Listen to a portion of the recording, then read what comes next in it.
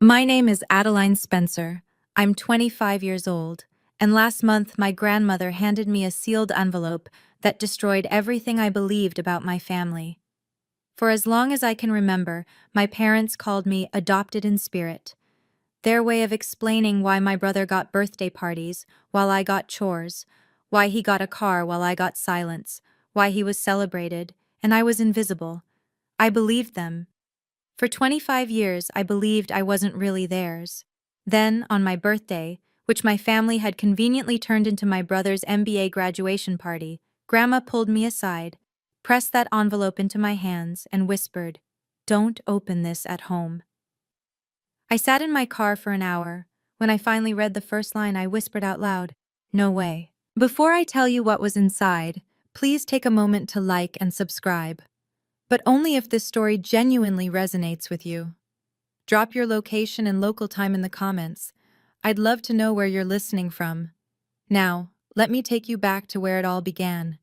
To the first time my father looked at me and said I wasn't really his. I grew up in a colonial-style house in suburban Connecticut. 4 bedrooms, white shutters, a wraparound porch that looked like something out of a magazine. My grandmother Eleanor bought it for my parents as a wedding gift. It was the kind of house that whispered old money, even if we didn't have much of it ourselves. There's a family portrait hanging in the living room.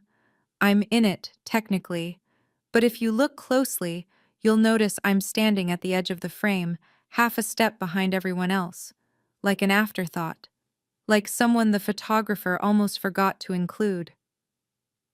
The first time I heard the phrase adopted in spirit was when I was 8 years old. It was a Tuesday. I remember because my birthday had been the Saturday before, except we hadn't celebrated it. My brother Derek had a soccer tournament that weekend, and Dad said his game was a team commitment. My birthday was just a day.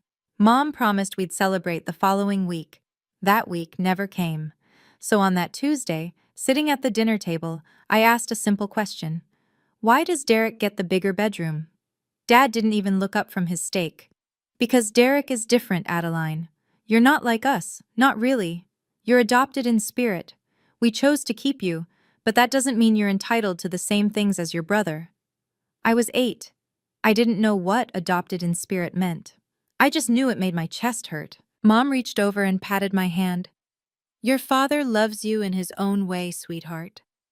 I learned later that his own way meant silence. It meant chores. It meant being invisible in plain sight. And it meant that for the next 17 years, I would believe I wasn't really theirs. Let me show you what adopted in spirit looked like in practice. Derek's 16th birthday. Dad bought him a cherry red Jeep Wrangler. They threw a party for 50 people in the backyard, complete with a DJ and a 3-tier cake from the fancy bakery downtown. My 16th birthday. A family dinner at home. A sheet cake from Costco with my name misspelled, Adeline, because Mom was in a rush. Dad forgot he had a work dinner and didn't make it back in time. I blew out the candles alone while Mom scrolled through her phone. When Derek left for college, both my parents flew out to help him move into his dorm. They rented a U-Haul. They took 3 days off work. They cried at the airport. When I left for college, a school I'd gotten into on a scholarship because they refused to pay, Mom handed me a bus ticket and said, "You can manage, right? Derek needs the car this weekend." I managed. For Derek's high school graduation, Dad gave him a Rolex. Not a cheap one, the kind with the gold band that catches the light just right. "For my son," Dad said, his voice thick with pride. "The man of the next generation."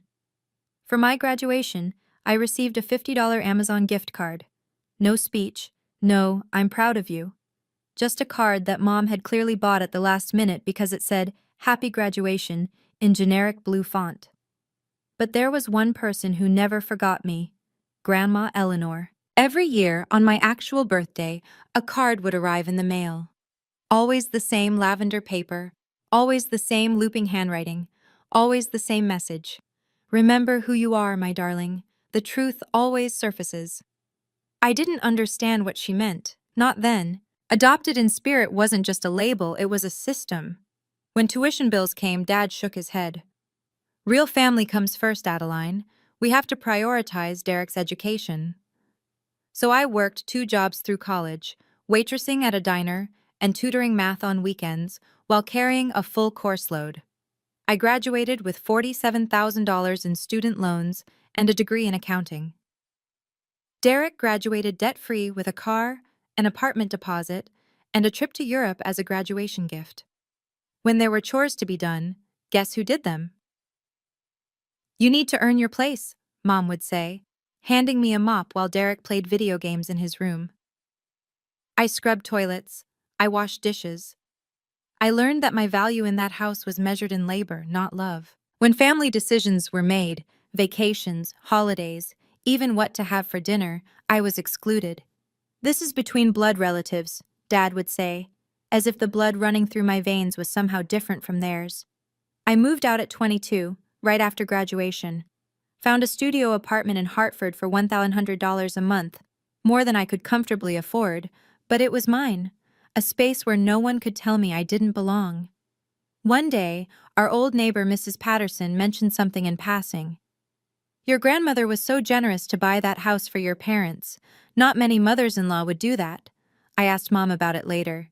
She waved her hand dismissively. That's ancient history, Adeline. The house is ours now. But something about her tone didn't sit right. There was a flicker of something in her eyes. Nervousness, maybe. Or guilt. I filed it away in my mind. Just another piece of a puzzle I didn't yet know I was solving. Fast forward to last month. I was 25 years old, working as a staff accountant at a mid-sized logistics company. Salary, $52,000 a year. Nothing glamorous, but it was honest work, and it was mine. I was sitting at my desk reviewing quarterly reports when my phone buzzed. A text from Mom. Family celebration this Saturday. Derek's MBA graduation. Don't be late. No mention of my birthday. Of course. I started typing a polite decline. I had plans, I was busy, the usual excuses. When my phone rang. The caller ID showed a Connecticut number I recognized immediately. Grandma? Adeline, my darling. Her voice was thinner than I remembered, but still warm. Still her. I need you to come home this Saturday. I wasn't planning to. I know, but I have something important to give you. She paused, and I could hear her breathing, slow and deliberate. It's been 25 years in the making. Something in her voice made my stomach tighten. What do you mean? I set something aside for you the day you were born, she said softly. When I saw the way your father looked at you, like you were a disappointment before you even opened your eyes, I knew then that I had to protect you. I didn't know what to say. The words hung there, heavy with meaning I couldn't quite grasp. Come home, Adeline. Saturday. I'll explain everything. That night, I booked a flight to Connecticut. I told myself it was just a family visit, just a birthday dinner I'd endure for Grandma's sake. But deep down, I knew something was about to change. I just didn't know how much. Saturday arrived faster than I expected. I pulled into the driveway at noon, my rental car looking modest next to Derek's BMW X5, the one Dad had bought him last year for being such a hard worker. The house looked the same as always. White shutters, manicured lawn, the kind of suburban perfection that hid all sorts of dysfunction. But today, something was different. A massive banner hung across the front porch. Congratulations, Derek! MBA class of 2026. No mention of my birthday, not even a footnote.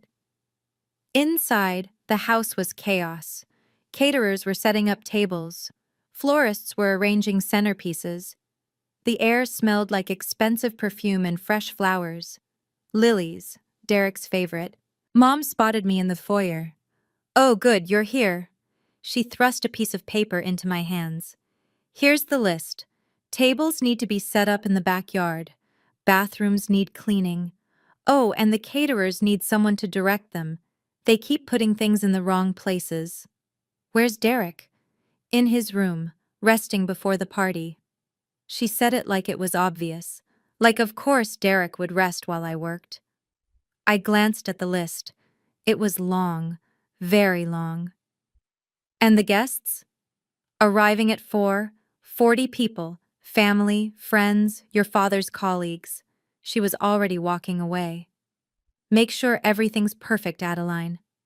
I stood there, holding that list, feeling the familiar weight of invisibility settle onto my shoulders. Then I saw it. On the hallway table, half hidden under a stack of mail, a lavender envelope with my name on it, Grandma's handwriting, a birthday card. It had been opened, read, and tossed aside like junk mail. They hadn't even bothered to give it to me. By 4 o'clock, the backyard was transformed into a celebration fit for royalty. Derek's royalty, anyway. White tents, twinkling lights, a champagne tower that sparkled in the afternoon sun. 40 guests milled about in designer outfits, laughing and toasting and pretending to care about MBA programs. I stood by the catering table in the same black dress I'd worn to 3 other family events, watching my father command the room. Everyone, everyone! Dad clinked his champagne flute with a fork. The crowd quieted. I want to make a toast to my son, Derek, my legacy, my pride. The guests raised their glasses. Dad's voice swelled with emotion. From the moment Derek was born, I knew he was destined for greatness. He's everything I ever hoped for in a son. Smart, driven, ambitious. And now with his MBA, he's ready to take on the world. Applause. Cheers. Derek stood beside Dad, beaming, wearing a new Ralph Lauren suit that probably cost more than my monthly rent. Not a single word about me. Not even a mention that today was my birthday, too. I tried to disappear into the background, but my Aunt Linda spotted me. Adeline, isn't today your birthday, too? Her voice was loud enough to carry. Dad laughed, a short, dismissive sound. Oh, we don't really count that. She's different. The words hit me like a slap. Aunt Linda's smile faltered. She leaned toward Uncle Robert and whispered something. I caught the words. Poor girl, spiritually adopted. Whatever that means. Across the yard, I saw Grandma Eleanor. She sat alone in a wicker chair, her silver hair catching the sunlight, her eyes tracking everything, watching, waiting. When our eyes met, she gave me a small nod. Just wait, that nod seemed to say. Just wait. Dad wasn't finished. He clinked his glass again, and the crowd fell silent for what he clearly considered his grand announcement. Now, I want to share some exciting news about our family's future. He put his arm around Derek's shoulders. As most of you know, Eleanor, my wonderful mother-in-law, owns this beautiful home. When she eventually passes, God bless her, we plan to sell the property and use the proceeds to fund Derek's first business venture. Derek nodded like this was already a done deal. Some guests murmured their approval. I felt something crack inside me. Excuse me, my voice came out smaller than I intended. What about me? Dad didn't even look in my direction. You're an adult, Adeline. You've always been self-sufficient. Besides, he paused, as if choosing his next words carefully. You're not technically family in the traditional sense. The silence that followed was suffocating. Aunt Linda looked horrified. Uncle Robert studied his shoes. A few guests exchanged uncomfortable glances. And me? I stood there, champagneless, because apparently they'd run out before reaching me, feeling the full weight of 25 years crash down at once.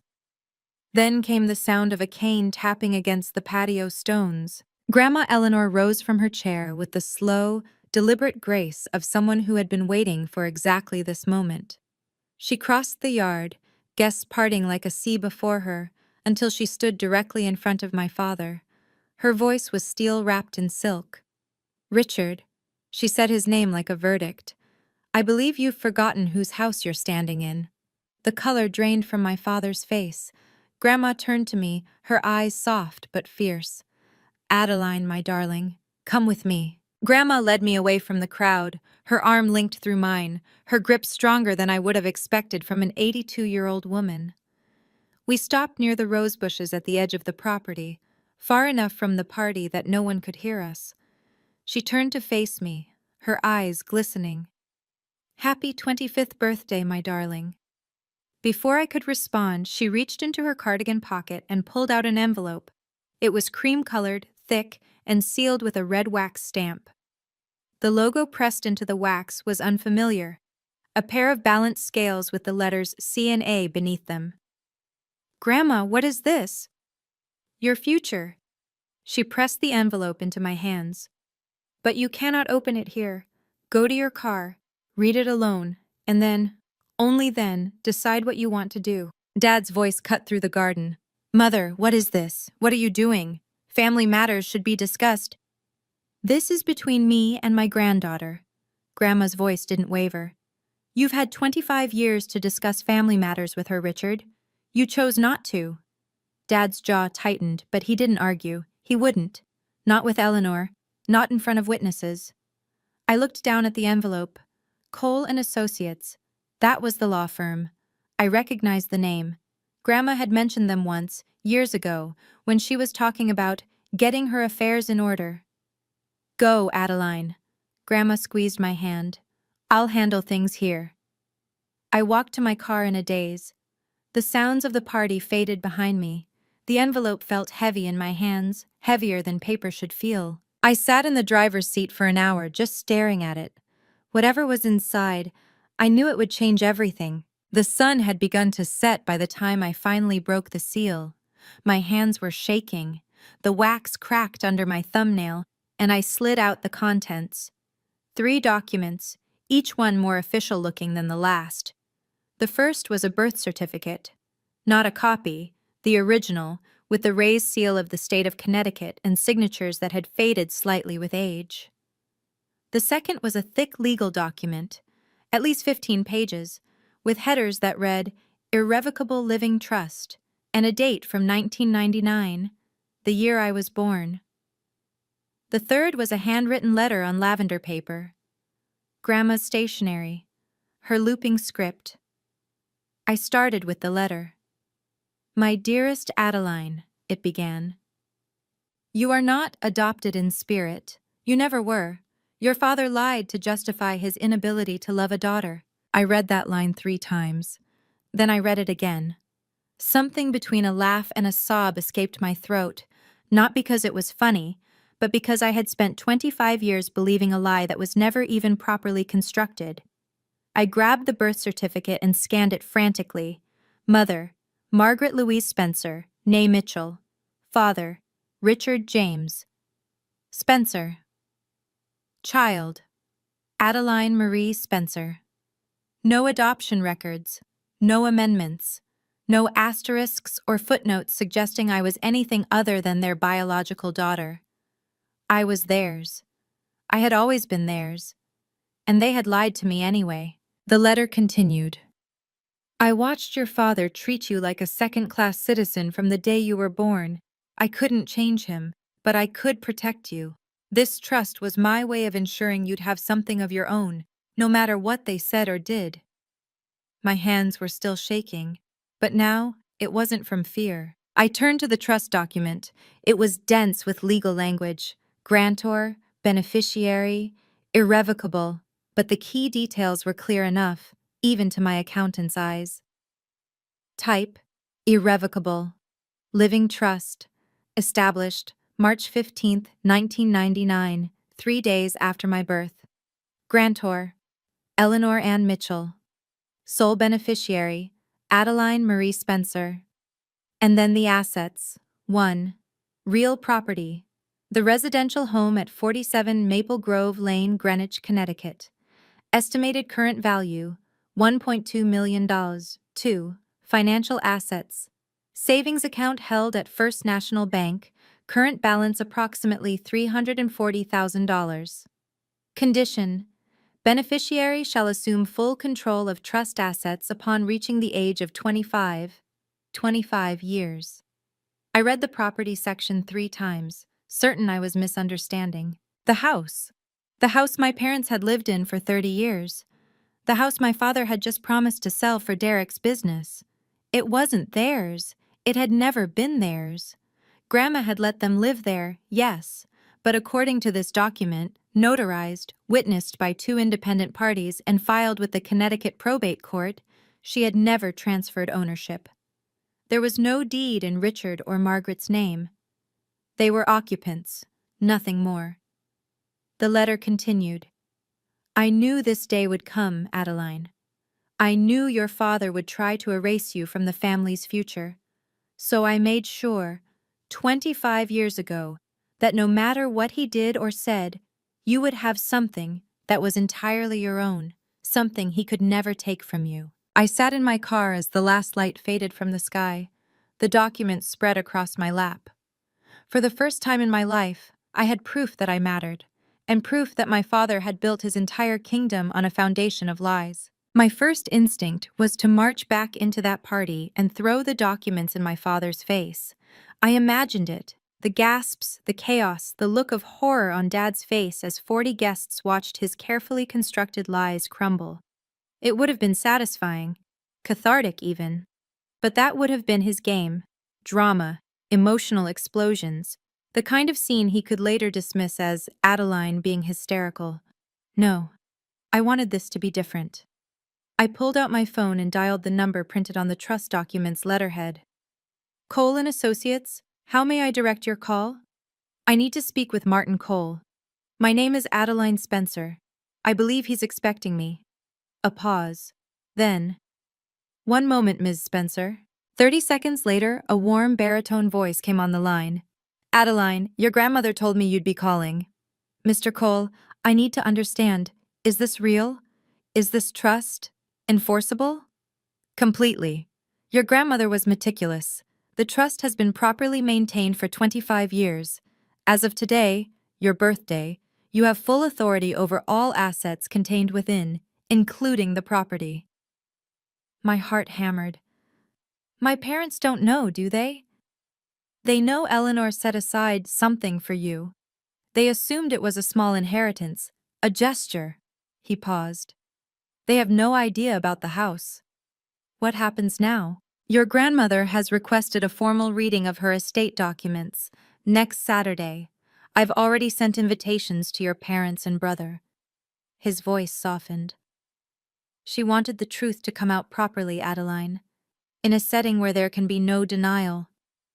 1 week. I could wait 1 week. Mr. Cole?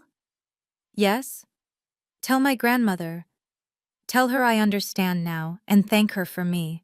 She knows, Ms. Spencer. She's always known. If you're still here, I want to ask you something.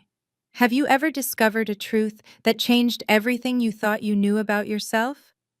Drop truth in the comments if you have. And if you're enjoying this story, please consider subscribing. It really helps the channel grow. Now, back to the week that changed my life. The call started Monday morning. Dad was first. Adeline, we need you back this weekend.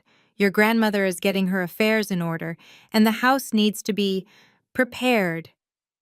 Prepared for what? For after. His voice was impatient. She's not going to live forever. We need to make sure everything transitions smoothly. Translation. He wanted to make sure the house was ready to sell the moment Grandma was gone. Then came Mom's call on Tuesday. Your father is under a lot of stress about the estate, sweetheart. Maybe you could come help? Be a good daughter? Be a good daughter. The phrase made my stomach turn. Wednesday brought a text from Derek. Hey sis, Dad says there's some paperwork we all need to sign when you come up. Something about family coordination. No big deal. No big deal. I called Mr. Cole that afternoon. They want me to sign something, a family asset acknowledgement form. His voice sharpened. Don't sign anything, Ms. Spencer. Anything they ask you to sign right now is likely a waiver, an attempt to get you to relinquish any claim to the estate before the trust is revealed. They don't know about the trust. No, but they know your grandmother loves you, and they're worried she might have left you something. This is preemptive damage control. Dad's email arrived Thursday. The attachment was titled Spencer Family Asset Acknowledgement Form. I opened it just to see what they were asking. The document was simple.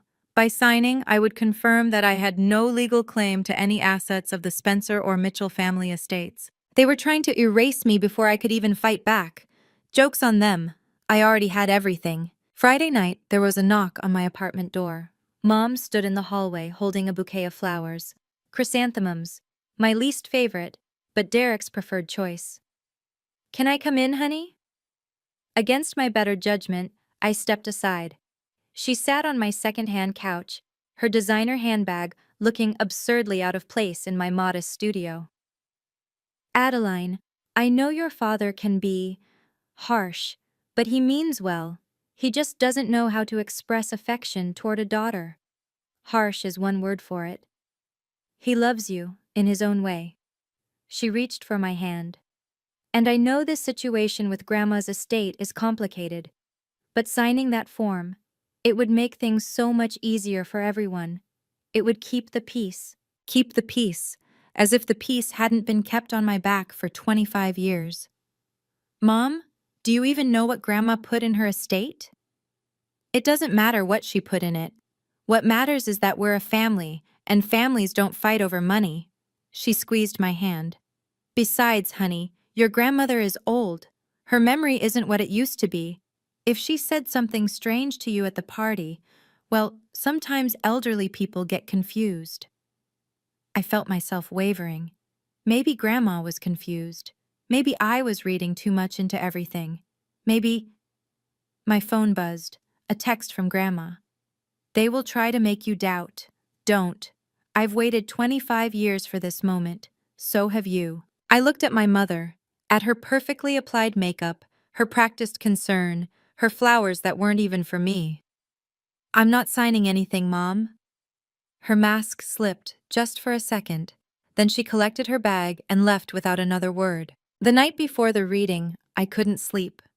I lay in bed, staring at the ceiling, the trust documents spread across my nightstand, like evidence in a trial. Every time I closed my eyes, I saw my father's face, not angry, but dismissive, the same look he'd given me my entire life. You're not really family, so why do you care? Those words had haunted me for years. Every time I tried to speak up, every time I tried to assert myself, they'd echo in my head, making me shrink back into silence. But tonight, something was different. I got up and walked to my closet, pushed past the worn dresses and faded sweaters until I found it. A navy blue suit I'd bought 6 months ago for a job interview. I'd been too scared to attend. Tag still on, never worn. I'd bought it with my own money. Money I'd earned from work that I'd done, in a career I'd built without their help or support. I removed the tags and hung the suit on my door. Tomorrow, I wasn't walking into that room as the forgotten daughter. I wasn't going to ask permission to exist. I wasn't going to beg for a seat at a table that was never meant for me. Tomorrow I was going to sit at a table of my own making. I thought about all the times I'd tried to earn their love, the perfect grades, the quiet obedience, the years of believing that if I just tried harder, they'd finally see me. None of it had worked. Because the problem was never me. It was them.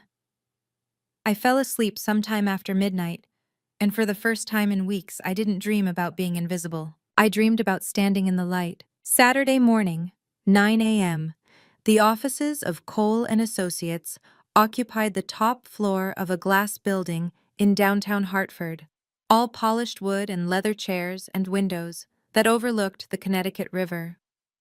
Martin Cole was exactly what I'd expected.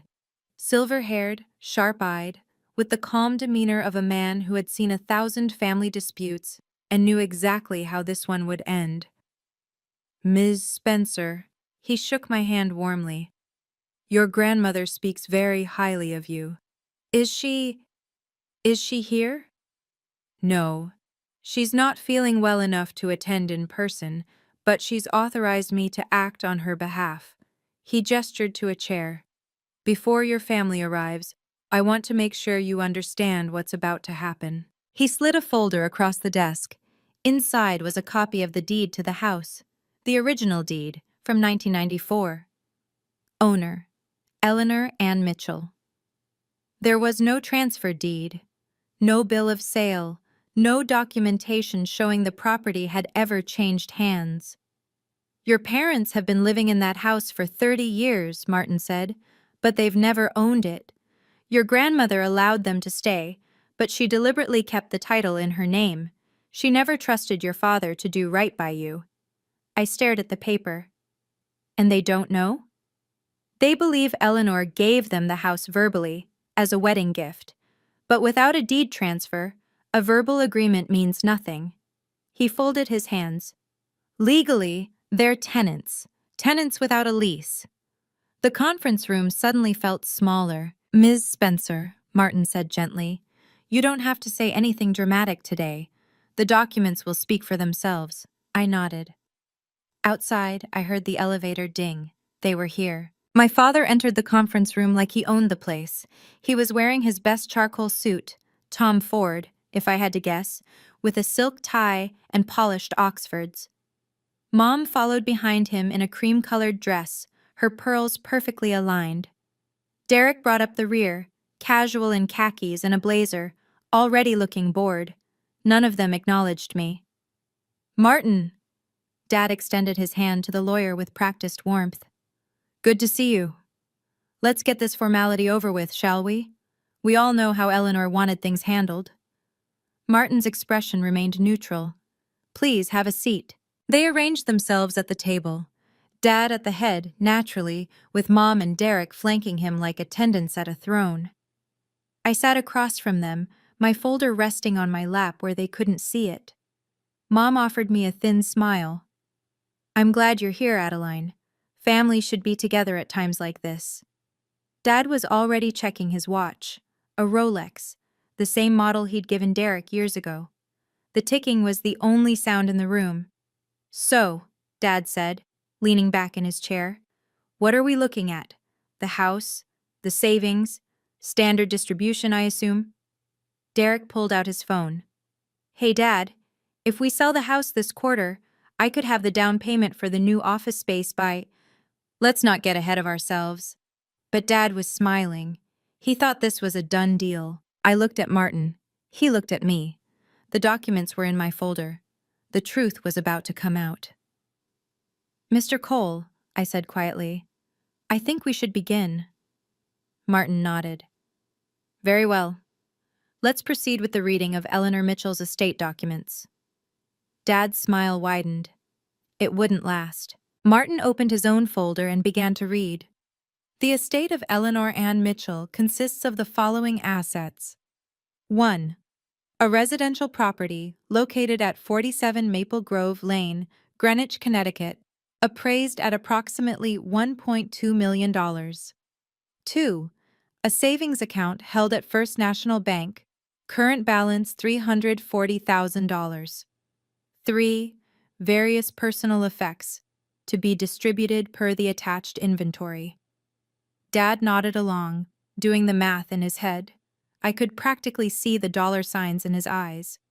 However, Martin continued, and something in his tone made my father freeze. These assets are not distributed through this will. The room went silent. What do you mean? Dad's smile faltered. If they're not in the will, then how? These assets were placed in an irrevocable living trust in 1999. The will simply acknowledges their existence and confirms the trust's validity and continuity. Mom's hand found Dad's arm. Richard, what is he saying? I don't understand. Dad's voice had an edge now. Mother would have told me about a trust. This doesn't make sense. Derek looked up from his phone for the first time. Wait, so if it's in a trust, who's the beneficiary? Martin removed his glasses, cleaned them slowly, and set them back on his nose. That's an excellent question, Mr. Spencer. He turned to me. Ms. Spencer, would you like to explain, or shall I? All eyes shifted to me. Dad's face went pale. Mom gripped her pearls. Derek's mouth hung open. I thought about all the years of silence, all the years of being erased. Then I opened my folder. I'll explain, I said. I think it's time. I stood slowly, the folder in my hands feeling lighter than it had any right to. The sole beneficiary of Grandma Eleanor's irrevocable living trust, I said, is me, Adeline Spencer. It was established the day I was born. For a moment, no one moved. Then Dad shot to his feet, his chair scraping against the floor. That's impossible. My mother-in-law would never, she wouldn't. She did. I handed the trust document to Martin, who fed it into the projector. The screen on the wall lit up with the first page, the date, the legal language, and there, in unmistakable bold print, the words that changed everything. Sole beneficiary, Adeline Marie Spencer. Mom made a small choking sound. Derek dropped his phone. This is a mistake. Dad's voice was rising. This has to be a forgery. Adeline couldn't possibly. She's not even real family. Actually, I reached back into my folder and pulled out the second document. I have something else to show you.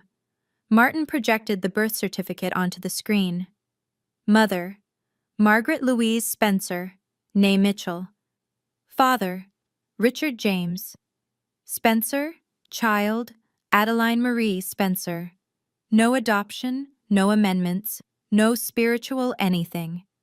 For the record, Martin said, his voice measured and calm, I've verified this birth certificate with the Connecticut Department of Public Health. There is no adoption record, formal or otherwise, for Adeline Spencer. She is, and has always been, your biological daughter. The color drained from my father's face. Mom turned away, unable to meet my eyes. And me? I stood there in my Navy suit, purchased with money I'd earned, holding documents that proved everything they'd ever told me was a lie. I'm not going to ask you why, I said quietly. I stopped needing your approval years ago. This is fraud. Dad slammed his hand on the table. I don't know what you've done, Adeline, but this manipulation, this isn't going to stand.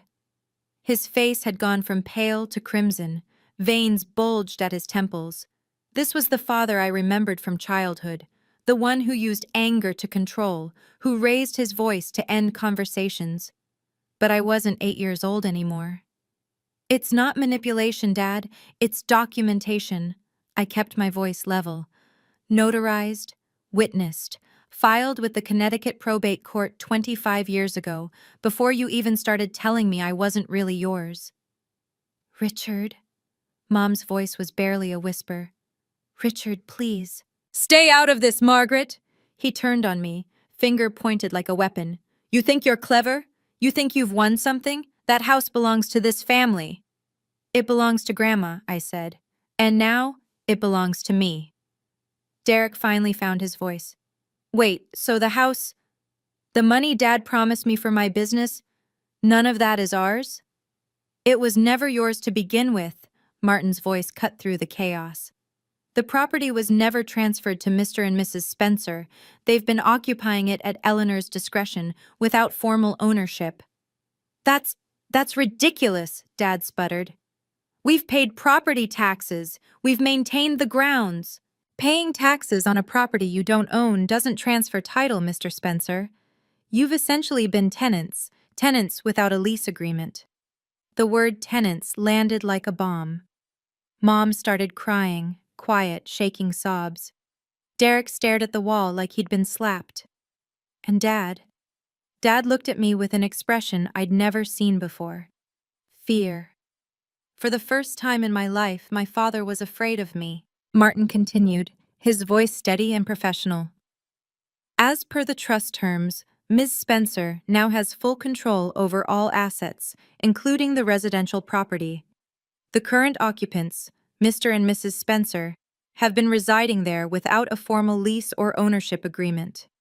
You can't kick us out, Dad's voice cracked. We've lived there for 30 years. Everything we have is in that house. Actually, sir, Ms. Spencer has the legal right to do exactly that. The property was never transferred. You've been occupying it at Eleanor's discretion, and now at Adeline's. Derek stood up so fast his chair fell over. This is insane! Dad, do something! Call our lawyer! We can fight this! On what grounds? Martin's eyebrow rose slightly. The trust is airtight. Eleanor Mitchell was meticulous in her planning. She anticipated challenges. The fight seemed to drain out of my father. His shoulders sagged. His hands, which had been clenched into fists, slowly relaxed. Then he turned to me and his voice changed. Adeline. Sweetheart. I flinched.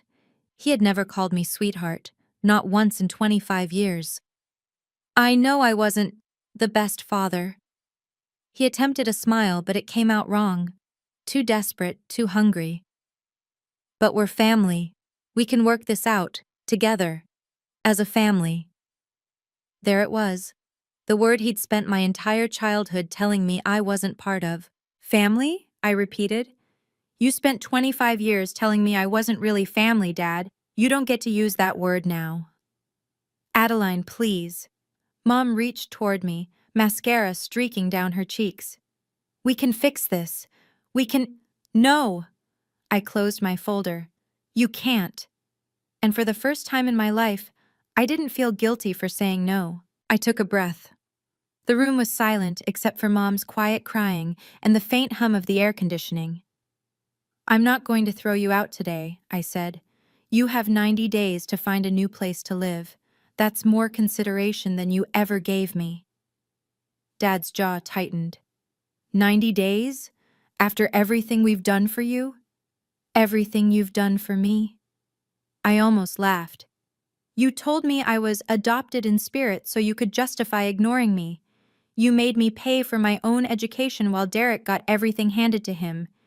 You scheduled my birthday as my brother's graduation party. I paused. What exactly have you done for me, Dad? He had no answer. Mom tried one more time. Adeline, please. I know things weren't perfect, but I'm your mother. I love you. Then why didn't you protect me? The words came out sharper than I intended. You stood there for 25 years while he treated me like a mistake. Your love didn't come with action, Mom, and I'm done accepting words without proof. Derek made one last attempt. Come on, Addie, this isn't fair. You were supposed to get the money from selling a house that was never yours. I met his eyes. That's on them, Derek, not me. I gathered my documents and turned to Martin. Thank you, Mr. Cole. I believe we're finished here. Indeed we are, Ms. Spencer. He stood and shook my hand. I'll have the transition documents prepared by end of week. I walked out of that conference room without looking back. 25 years of silence. 25 years of believing their lies. It ended today. A week after the reading, Martin called me back to his office. Your grandmother asked me to give you this separately, he said, sliding another lavender envelope across his desk. She wanted you to read it after the dust settled. I opened it carefully, recognizing Grandma's familiar handwriting immediately. My dearest Adeline, if you're reading this, then the truth is finally out. I imagine your father didn't take it well. He never did handle losing control gracefully. I want you to understand something about Richard. It doesn't excuse what he did. Nothing excuses that. But it might help you make sense of it. Your father had a sister once. Her name was Catherine. She died in a car accident when she was 19, long before you were born. Your grandfather's response was cold. He said, losing a son would have been a real tragedy. She was just a girl. I stopped reading. My throat felt tight. Richard grew up believing that daughters were worth less than sons.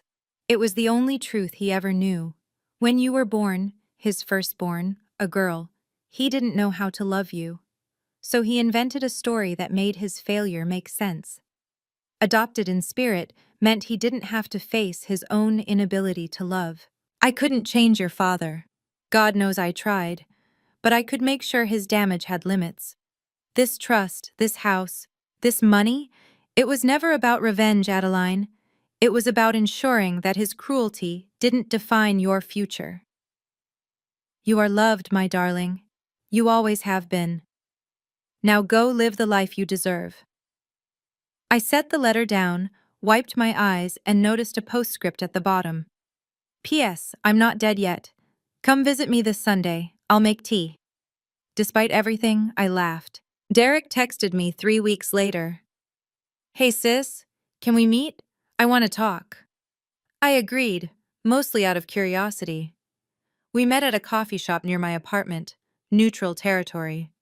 He arrived in jeans and a wrinkled shirt, looking nothing like the polished golden child I remembered from the party. Thanks for coming. He wrapped his hands around his coffee cup, not meeting my eyes.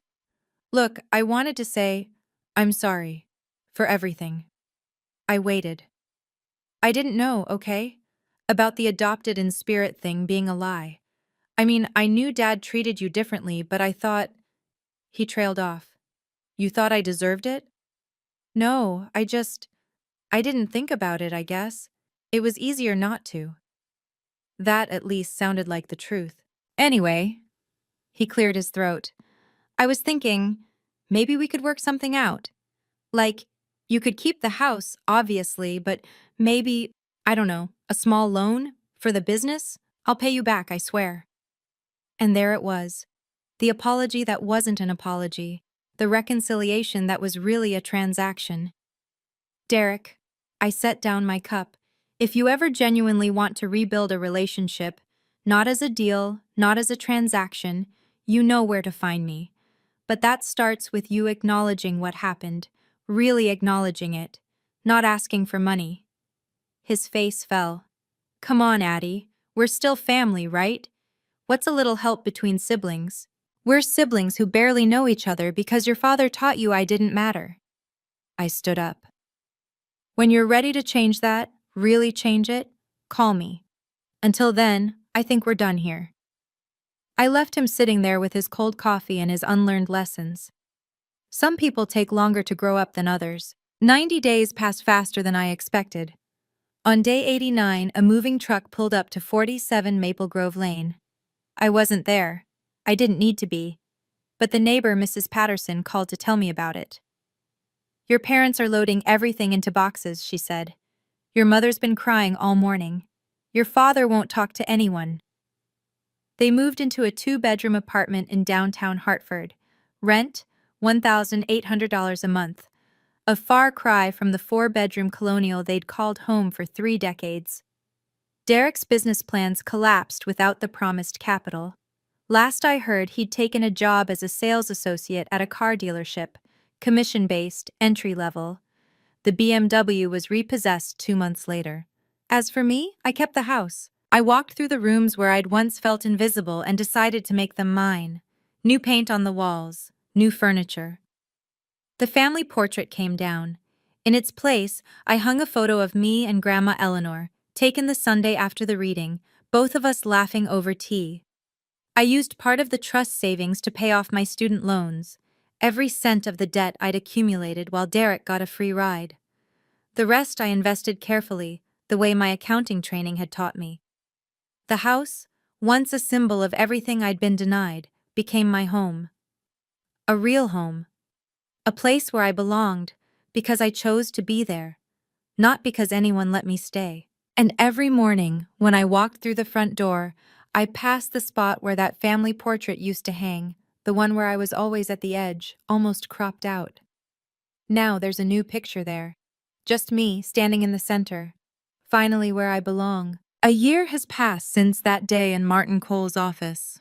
I'm sitting in the living room now, my living room, watching the sunset through windows I used to wash as a child. The light is golden, the kind that makes everything look softer, kinder. A lot has changed. I got promoted to senior accountant at work. Better salary, better hours, a team that actually values what I bring. I used some of the extra income to buy a small rental property downtown, my first real investment outside of the trust. Grandma Eleanor is still with us, thank God. Her health isn't perfect, but she's stubborn in the best way. We have tea every Sunday now, a tradition that started after the reading and hasn't stopped since. She tells me stories about my mother's childhood, about the woman Margaret used to be before she married my father. I'm not sure what to do with those stories yet, but I'm holding on to them. My parents haven't called. I'm okay with that. Derek texts occasionally. Surface-level stuff. Nothing deep. How are you? Happy holidays. Saw your photo on Facebook. I respond politely but don't engage much. The door isn't closed exactly. It's just not wide open. The person I was a year ago, the one who cleaned bathrooms at her own birthday party while her brother played video games, feels like a stranger now. Not because I've become someone entirely different, but because I finally stopped apologizing for existing. I used to dream about the day my father would tell me he loved me. I used to imagine what it would feel like to hear those words, to know I was enough.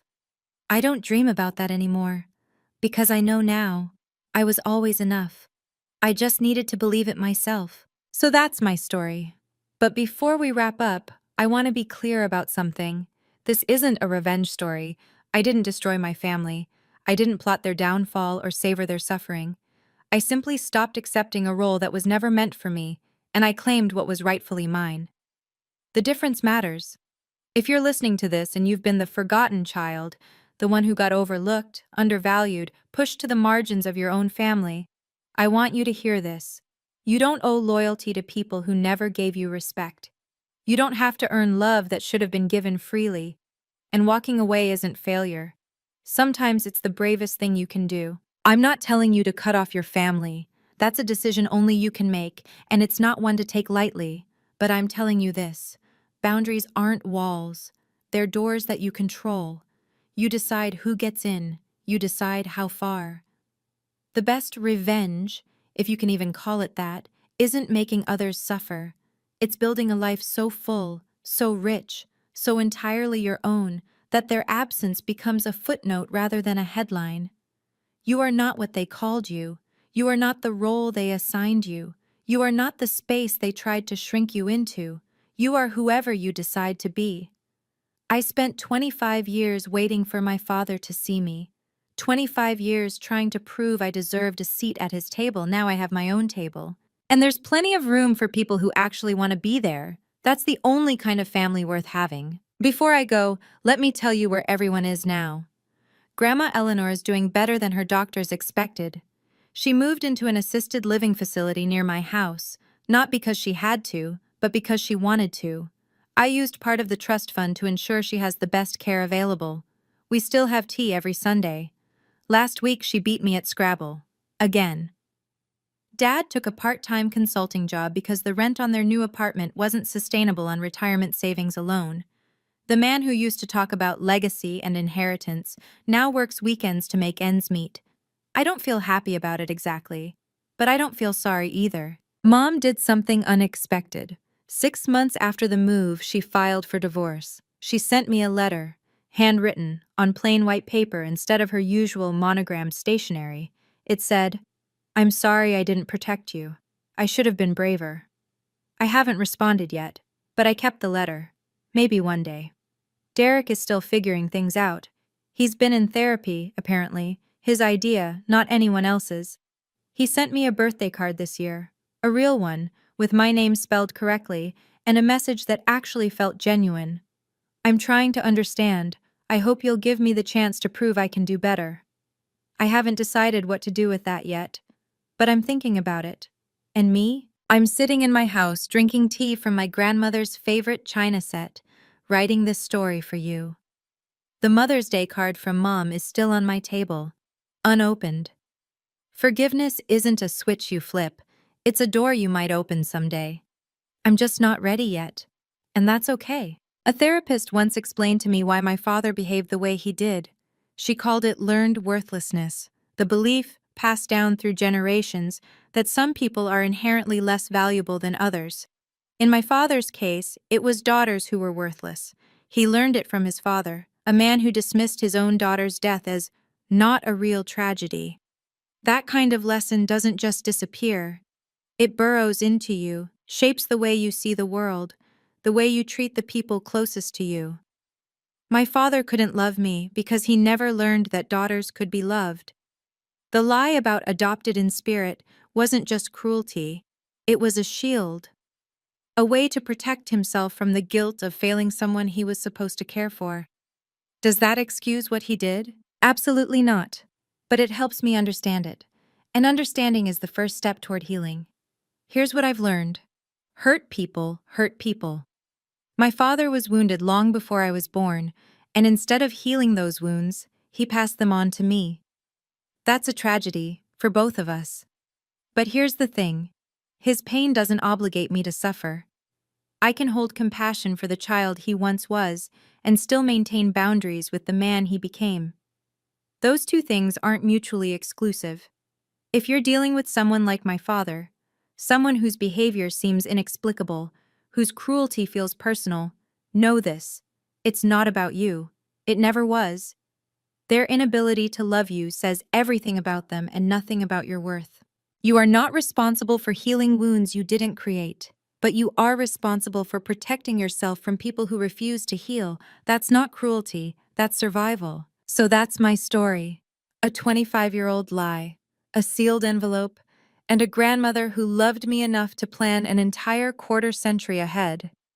If you take anything from this, let it be this. You are not what they called you. You are not the role they assigned you.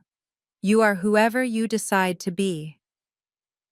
For 25 years, I believed I was adopted in spirit, a burden, an afterthought, a mistake that my family graciously tolerated. I let that belief shape my choices, my relationships, my sense of self-worth. It was all built on a lie my father told to justify his own limitations, a lie my mother enabled by staying silent, a lie my brother benefited from without ever questioning. But lies don't last forever. The truth always surfaces. That's what Grandma used to write in her birthday cards, and she was right. It just sometimes takes longer than we'd like. If you're still with me, if you listened this far, thank you. Thank you for giving my story your time. I'd love to hear yours. Have you ever been the forgotten child, the one who got overlooked while someone else got everything? How did you reclaim your place? Drop your story in the comments. I read every single one. And if this resonated with you, check out the videos in the description. I think you'll find something there that speaks to you. Until next time, take care of yourself. You deserve it. Not because someone told you so, not because you earned it, just because you exist. That's enough, it always was. Goodbye for now, and remember, your table is waiting. All you have to do is sit down.